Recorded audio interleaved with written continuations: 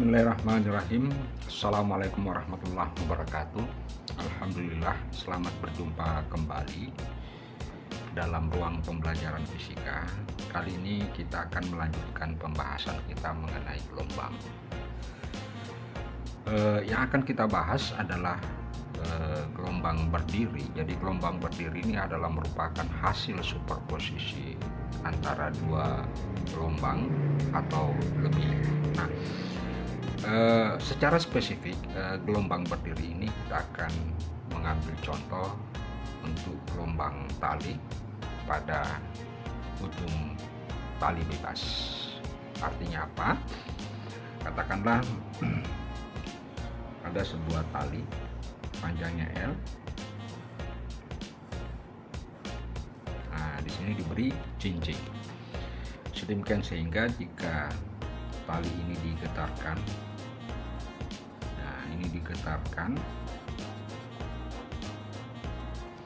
akan merambat sebuah gelombang, yaitu gelombang datang, kemudian gelombang pantul. Jadi hasil perpaduan antara gelombang datang dengan gelombang pantul itu akan menghasilkan gelombang berdiri. Nah, untuk itu misalkan kita tinjau ada sebuah titik, kita ingin meninjau sebuah titik, bagaimana bentuk persamaan gelombang pada titik katakanlah titik B. Nah, yang jaraknya sejauh X dari tonggak. Oke. Dan ini kita ukur dari sumber getar adalah misalkan adalah XP. Nah, kalau ini digetarkan, maka pada gelombang itu akan terbentuk gelombang katakanlah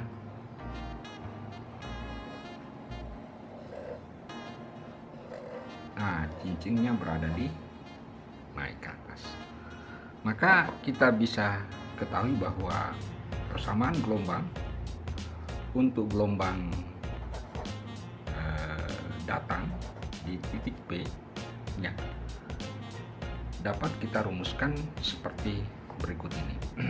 Jadi rumusnya adalah Y sama dengan, jadi Y dP sama dengan A sin omega T kurang K, di mana jaraknya ke titik sumber getar adalah KXP. Nah, kita sebutnya sebagai persamaan pertama. Akan tetapi di dalam kasus ini yang menjadi variabel adalah titik X, maka XP ini yang harus kita ganti. Nah, di mana kita ketahui jika misalkan ini adalah panjangnya adalah L. Oke, panjangnya itu adalah L, sehingga XP itu dengan mudah kita bisa tentukan, di mana XP itu tak lain adalah, jadi panjangnya XP sama dengan L dikurang X. Nah, ini katakanlah persamaan 2. Nah, jika persamaan 2 ini kita masukkan ke persamaan 1, maka diperoleh Y dP sama dengan A sin omega T. Oke, dikurang. Jadi langsung saja kita gantikan XP dengan L kurang S kurang KL, karena ini kurang berarti tambah KX. Nah, ini katakan sebagai persamaan 3. Berarti persamaan gelombang datang di titik P ya, di titik P adalah seperti yang terlihat pada persamaan 3. Nah, bagaimana halnya dengan gelombang pantul?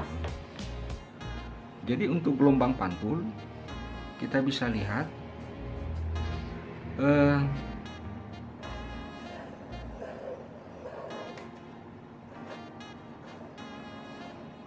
ini adalah tonggaknya. Jadi gelombang pantul itu seperti seolah-olah diteruskan. Artinya apa? Di sini tidak akan pernah mengalami perubahan fase. Katakan ini adalah titik P dan ini adalah X dan ini adalah XP. Jadi tidak mengalami perubahan fase. Karena tidak mengalami perubahan fase, maka persamaan gelombangnya adalah sama dengan, mirip dengan persamaan 1 Y gelombang pantul untuk di titik P sama dengan A sin omega T kurang. Mengapa kurang? Mungkin Anda berpikir bahwa gelombang pantul arahnya ke kiri, sedangkan gelombang datang ke kanan. Kalau ke kanan min, berarti kalau harusnya ke kiri, dia adalah plus. Tetapi di sini justru kurang. Nah, perlu saya jelaskan bahwa ternyata di gelombangnya tidak mengalami perubahan fase. Artinya tidak mengalami perubahan fase sedemikian sehingga seolah-olah bahwa gelombang itu tetap bergerak ke kanan, Oke, jadi seolah-olah tetap bergerak ke kanan. Jadi ibaratnya sebuah mobil yang bergerak ke atas ke sana terus berbelok. Jadi nyambung satu sama lain, hanya dibelokkan ke sini sedemikian sehingga tetap dia bernilai minus. Itu berbeda halnya jika dikatakan gelombang datang apabila ada gelombang datang sumber dari sini, kemudian gelombang di sini juga gelombang. Ini memiliki perbedaan arah karena masing-masing memiliki sumber. Tetapi di sini tidak. Jadi seolah-olah bahwa ini adalah tetap diteruskan, mengapa tidak terjadi perubahan fase. Oke. Hanya yang jadi persoalannya hanya membedakan adalah nilai XP. Kalau XP di sini adalah L kurang X, maka XP dalam kasus ini adalah karena gelombang datang sudah menempuh jarak sejauh L. Nah, L kemudian kembali ke sini titik P, berarti dia menempuh jarak L sama dengan ditambah dengan X. Itu adalah XP. Oke. Jadi sudah menempuh jarak di sejauh L tambah X. Kalau di sini baru XP. Di mana XP L dikurang. Kalau ini dia menempuh jarak L tambah X. Dengan demikian kita dapatkan YPP sama dengan A sin omega T. Oke, kita tinggal ganti XP-nya sama dengan KL, karena kurang di sini tambah berarti kurang KX. Ini kita sebutnya sebagai persamaan 4. Nah, tadi saya sudah jelaskan bahwa gelombang berdiri adalah penggabungan antara gelombang datang dengan gelombang pantul. Dengan demikian, secara umum kita bisa tuliskan bahwa gelombang gelombang hasil superposisi untuk gelombang berdiri bebas itu adalah penjumlahan antara gelombang datang ditambah gelombang pantul. Nah, dengan demikian jikalau persamaan 3, katakanlah ini persamaan 5 dan 4 disubstitusi ke persamaan 5, maka kita akan dapatkan persamaan seperti berikut ini. Jadi YSB sama dengan, jadi kita tinggal tulis A sin omega T kurang KL ditambah KX, kemudian ditambahkan A sin omega T dikurang KL kurang KX. Oke? Nah, masih ingat enggak aturan bahwa jika ada sin A ditambah dengan sin B, maka kita akan dapatkan 2 sin 1/2A ditambah B cos 1/2A dikurang B. Oke, ini adalah aturan trigonometri, yaitu penjumlahan sin. Jadi misalkan ini adalah A, ini adalah B. Oke, itu adalah A, itu adalah B, maka kan bisa kita tuliskan seperti berikut. Saya sederhanakan dulu. A sin omega T kurang KL ditambah KX, kemudian tambah sin omega T dikurang KL dikurang KX. Nah, kan A-nya saya keluarkan. Nah, ini yang kita sebut sebagai A dan ini yang kita sebut sebagai B. Oke. Dengan demikian, berdasarkan aturan-aturan sinus tersebut, maka kita dapatkan karena 2 berarti tinggal kita tulis 2A. Ya, sin 1/2 A ditambah B, berarti kalau yang ini ditambahkan dengan ini, ya omega T ditambah berarti KX yang hilang 2 KL. Kemudian cos 1/2 K A dikurang B, berarti omega T dengan KL hilang, yang tersisa adalah 2 KX. Dengan demikian kita dapatkan persamaannya 2A sin omega T dikurang KL jika 1/2-nya dimasukkan cos KX, atau bisa kita tulis YSB sama dengan 2A cos KX sin omega T dikurang KL. Maka ini yang kita sebut dengan amplitudo superposisi untuk ujung tali bebas, yaitu 2A cos theta. Jadi A ESB itu sama dengan 2A cos KX. Nah, sedemikian sehingga kita bisa tuliskan bahwa ESB sama dengan ASB sin omega T dikurang KL. Ini adalah persamaan untuk gelombang bebas. Tetapi ada hal yang ingin saya jelaskan. Mengapa cos KX yang dijadikan sebagai amplitudo bukan sin KX? Ingat, cos KX itu hanya merupakan fungsi daripada jarak, sedangkan sin omega T kurang KL, omega T nya itu yang menunjukkan bahwa ada bentuk getaran pada titik P tersebut. Jadi sin omega T waktu menunjukkan bahwa di sekitar itu akan muncul getaran, artinya di titik P itu akan selalu melakukan getaran, sehingga yang dipilih sebagai amplitudo adalah 2A cos KX. Nah, selanjutnya hal yang menarik untuk kita membahasnya itu adalah amplitudo ini. Apa makna sesungguhnya amplitudo ASB dengan adanya 2A cos KX? Nah, untuk itu kita bisa lihat secara spesifik dari amplitudo ASB sama dengan 2A cos KX. Nah,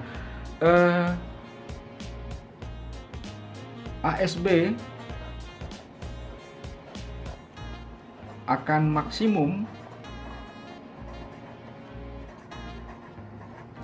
maksimum artinya terbentuk perut bila nilai cos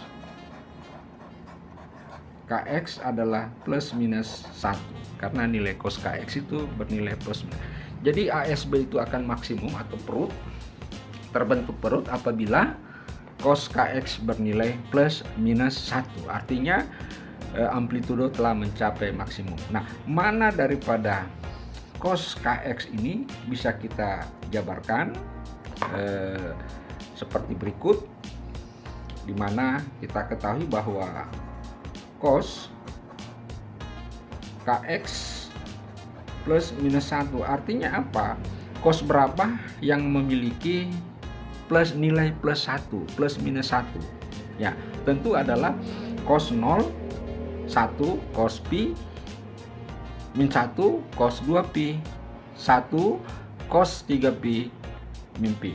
Sehingga kita bisa tuliskan bahwa syarat terbentuknya dapat 1, maka KX itu harus 0. Jadi kalau cos 0 berarti 1, pi cos pi sama dengan min 1, cos 2pi sama dengan 1, cos 3pi sama dengan min 1, dan seterusnya.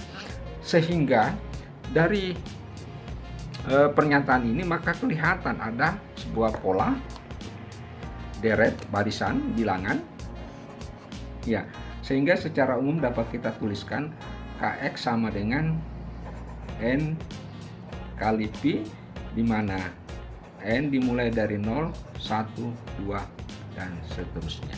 Oke, nah lebih jauh lagi kita coba mengupas kembali.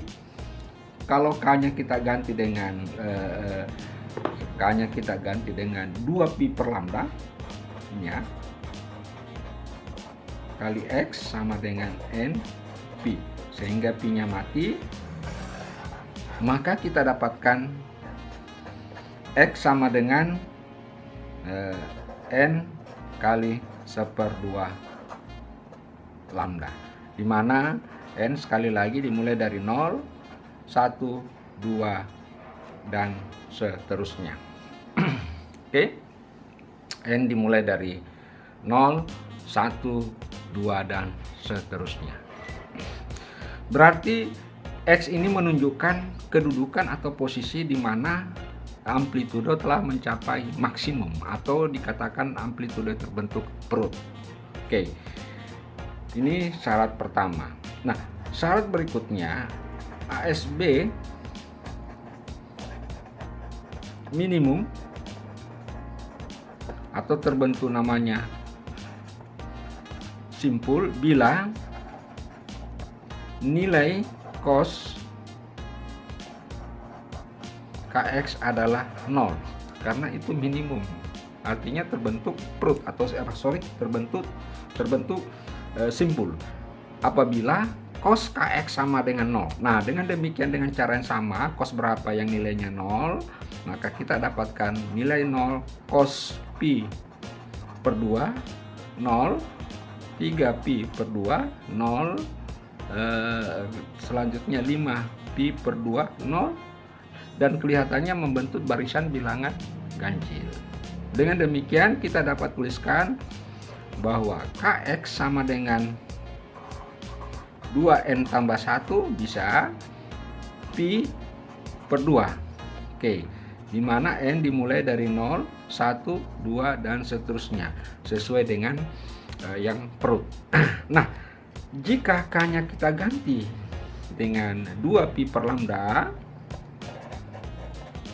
nah, X sama dengan 2N ditambah 1, nah ini P, maka kita dapatkan X sama dengan 2N ditambah 1 1/4 lambda. Artinya apa? Kelihatannya bahwa terbentuknya simpul itu terjadi pada setiap 1/4 lambda. Oke, jadi ini adalah hal-hal yang berkaitan tentang mekanisme untuk gelombang berdiri yang bergerak pada ujung tali bebas yang panjangnya adalah L. Saudara-saudara sekalian, untuk lebih memahami dari persamaan-persamaan yang telah dijelaskan, maka berikut ini saya akan berikan sebuah contoh soal, adalah seperti berikut ini. Jadi saya bacakan langsung saja, adalah seutas tali panjangnya 240 cm. Nah, salah satu ujungnya digetarkan vertikal, sedangkan ujung lain-lain diikatkan pada tonggak dengan simpul bebas. Frekuensi dan amplitudo getaran yang diberikan pada ujung tali adalah 0,25 Hz dan 10 cm. Jadi frekuensinya 0,25, amplitudo 10 cm. Sedemikian sehingga kecepatan rambat gelombang adalah 9 cm per second. Nah, yang pertanyaan pertama, tentukan amplitudo gelombang yang berjarak 225 cm dari sumber getaran. Jadi 225 cm dari sumber getaran. Nah, saya singkirkan dulu soalnya, kita lihat dulu solusinya. Nah, tadi panjang talinya sama dengan 240 cm, kemudian frekuensi sama dengan 0,25 Hz. Nah, kalau frekuensi 0,25 Hz berarti periodenya sama dengan 4 detik. Kemudian amplitudonya 10 cm. Oke, 10 cm sedemikian sehingga kecepatan yang merambat ada 9 cm per second. Nah, pertanyaan pertama yang ditanyakan adalah amplitudo hasil superposisi. Nah, baik, saya akan mencoba menggunakan rumus yang telah kita rumuskan tadi, bahwa ASB itu tak lain adalah 2A cos 2, kita langsung masukkan nilainya, 2 kali 10 cos 2pi per lambda X. Nah, perlu saya jelaskan bahwa yang ditanyakan itu gelombang yang berjarak 225 cm dari sumber getar. Nah, berarti dengan demikian X yang dimaksud di sini adalah L dikurang XP, karena ini adalah menunjukkan XP. Sedangkan X ini adalah jarak dari tonggak ke titik P, K. Jarak tonggak dari titik P. Sehingga kita dapatkan bahwa 240 dikurang, karena di sini adalah 225, ini sama dengan 15 cm. Kemudian lambda kita bisa dapatkan yaitu kecepatan rambat gelombang dibagi dengan frekuensi, itu sama dengan 9 bagi 0,25 sama dengan 36 cm. Dengan demikian kita bisa menentukan amplitudo gabungannya adalah 20 kali cos 2pi, X-nya sama dengan 1536. Nah, 2pi ini 360, ini 36, berarti 20 cos 150 derajat. Nah, cos 150 derajat itu tak lain adalah min 1/2 akar 3, sehingga amplitudo gabungannya adalah min 10 akar 3 cm.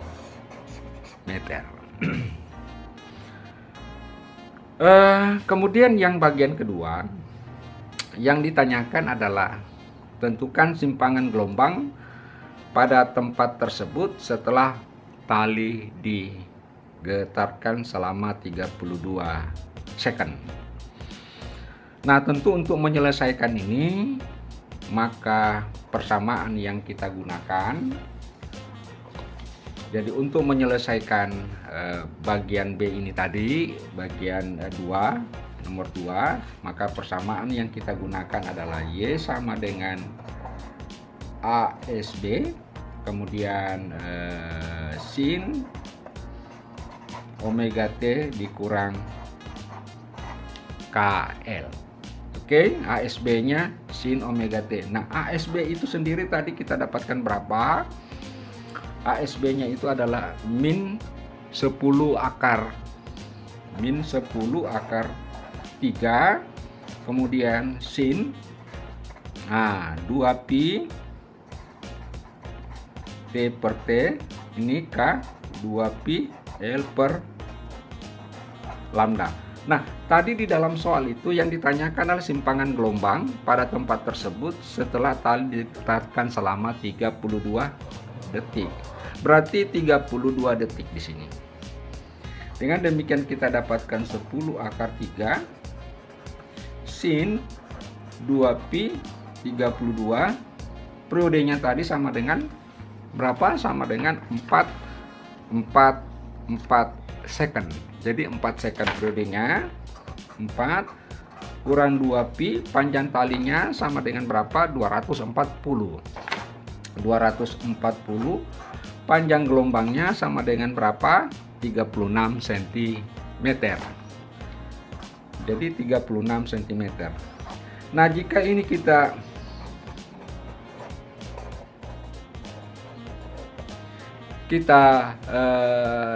selesaikan, maka kita akan dapatkan 16pi dikurang 40/3pi.